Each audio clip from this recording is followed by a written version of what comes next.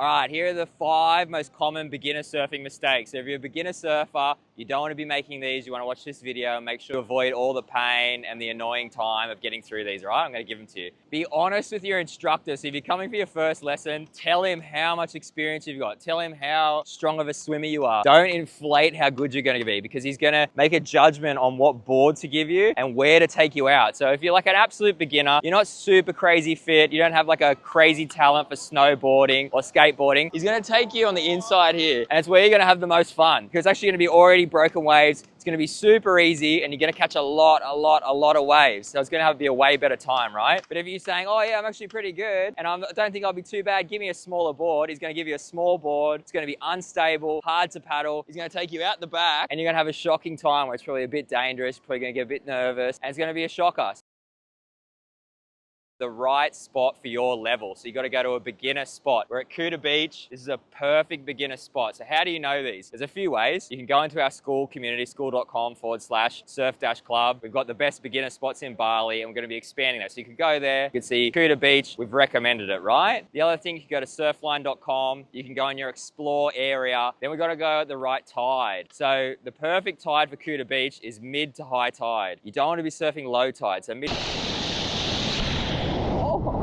Why don't you want to surf low tide here? Low tide is going to be very dumpy, and the waves are going to break really quickly. You can see it's high tide now. If we step away, you can actually see there's beginner surfers right in the back. Perfect little beginner waves. It's the right spot at the right time for you. So that's a big mistake people make. You'd end up at Sandbar in Canggu. The waves are going to be way too big. It's going to be way too dumpy. You're going to have a horrible time. We found our correct spot, Kuta. We've got to go at the right tide, and you're going to have a really good session.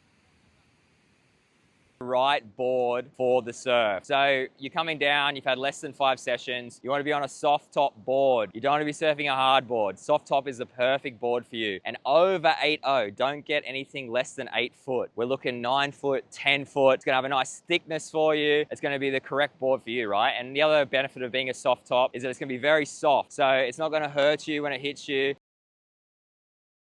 And choosing where to paddle out. So we want to look for the channel, so the waves aren't breaking. This is a deep section. Sometimes there'll be a rip current, but we want to look for the deep section where the waves aren't breaking, and it's going to give us a nice safe passageway out the back. I'm going to try and show you where to paddle out, taking you down for a lesson. I wouldn't want to be punching straight through. So we're going to wait for a set. We're going to kind of be looking to the side. We're like, oh, down there, is it breaking a little bit less? Or up here. You can kind of see there's a little bit more people down there. Why are they there? But what you can start to see is you can see a channel.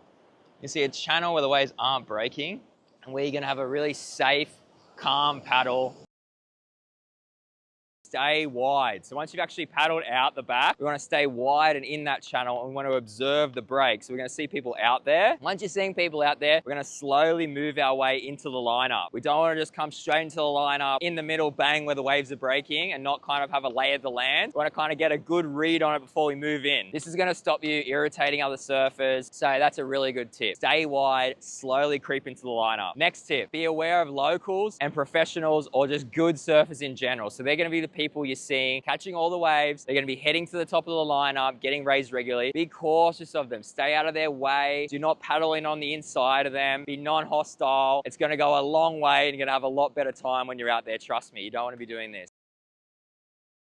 You've come down, you've listened to me, Kuta Beach, medium to high tide. There's a few things you need to check. Like, even if Surfline says it's going to be 1 to 2 foot from the back, we're talking Hawaiian size or Australian size, not the face. And that's probably going to be perfect for you, right? Anything under 3 feet. Even if it says the right thing, we still need to come down and we still need to check visually what's there, because we don't know what could have happened. The swell forecast could be wrong. The swell could have picked up. It could be massive and you wouldn't know. And another thing to note is when the surf's really big, there can be big lulls. What I mean by that is breaks in between sets. So it can look dead calm. It can actually be quite big. So you really got to watch out for that, especially as a beginner. I don't want you to get hurt. Even happened to me when I was a young Grom. I'd run down there and be super keen, and I'd get halfway paddled out and then just get smoked. It's not what you want. It's not good for your confidence. It's not fun. You're not going to have a good time. So listen on that one. You need to come down here and you start watching the waves. What you're going to do is you're going to start watching the other people around as well. So if you have a look here and you can see what I'm seeing, you see a lot of people taking their lessons in the shore break, and you can see they're having a bit of a hard time. And you're like, oh, okay, well, why is that? Like, why are they not all the way at the back? You can see them here just getting pinballed. You're like, okay, well, maybe that's a warning sign. That's red flag number 1. All right, now we can see the waves are actually quite solid out the back. It's like a little bit bigger than expected, right? and that one's just come through. So immediately you can see, all right, a few more red flags now. The wave's actually breaking quite big. People are getting pinballed. I really need to be confident that I want to surf today, and I really need to be confident in the surf instructor that I picked. I'm definitely not going out by myself, all right? So there's a little breakdown. They're the instincts you need. Just run through them again. We're at the right place, but it doesn't matter. We're at the right time, but it doesn't matter. We still need to visually check. We're gonna spend 5 or 10 minutes watching the conditions, watching people and having some awareness, and then we're gonna make a safe decision based on that. Maybe you don't surf today, right? Maybe it's not the best day for you. Maybe wait for the swell to calm down. Or if you're a really keen bean and you've got a good instructor like Rio, head out there, but head and just be safe with it.